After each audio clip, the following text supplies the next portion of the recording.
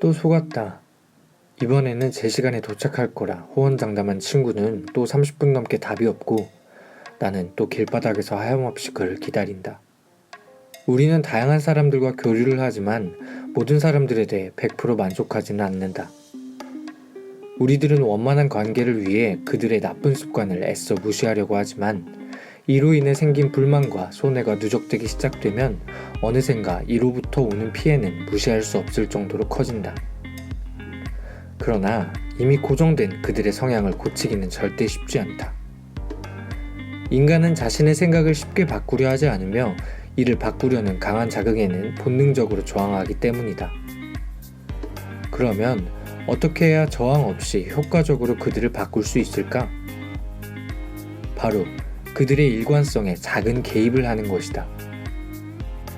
작은 개입을 가해 그들의 일관성의 방향을 살짝만 틀어버리면 저항 없이 그들의 행동과 생각을 자연스럽게 원하는 쪽으로 바꿀 수 있다. 6.25 전쟁 당시 중공군은 미군 전쟁 포로들을 세뇌시키기 위해 3가지 방법을 주로 사용하였는데 이 3가지 방법을 응용함으로써 효과적으로 상대방의 일관성에 개입할 수 있다. 먼저 작은 요청부터 시작해야 한다. 이미 자유와 민주주의가 자리 잡은 미국 군인들의 생각은 폭력이나 강요로 쉽게 바뀌지 않았다.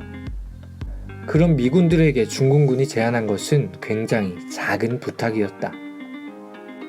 자유민주주의를 찬양하는 글을 쓰되 단점도 같이 언급하라. 미군들은 기꺼이 그렇게 하였다. 그들에겐 그 부탁이 매우 작아 보였기 때문이다.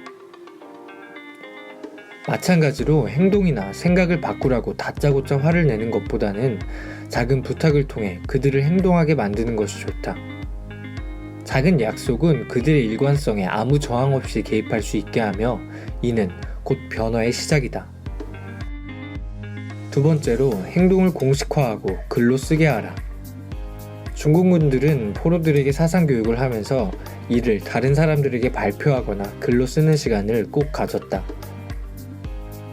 아무리 작은 행동이라도 이를 다른 사람들에게 공표하거나 글로 남기게 되면 충분한 유지력을 갖게 된다. 특히 글의 위력은 매우 뛰어나다. 많은 사람들은 어떤 사람이 겉으로 보여주는 모습보다 그의 글을 더 신뢰하는 경향이 있다. 마지막으로 변화 과정에서 굉장히 작은 보상을 주거나 이행하는 그 모습 자체를 칭찬해 주어야 한다.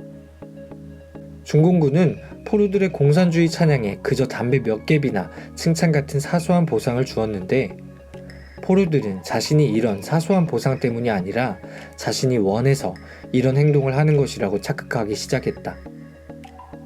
요청의 이행에 대한 지나치게 큰 보상과 질책은 오히려 행동 변화에 방해가 된다.